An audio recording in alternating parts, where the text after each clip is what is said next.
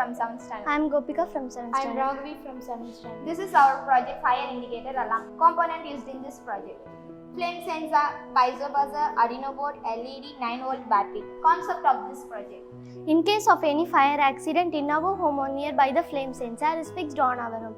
If any flame defect from the sensor, it gives sound indication with the help of piezoelectric buzzer.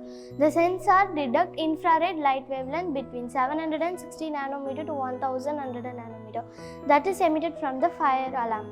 Advantages of this project: it gives protection for home, especially in apartments. It is low cost, easy to implement, prevents mainly from fire accident and allowing people to escape from fire region.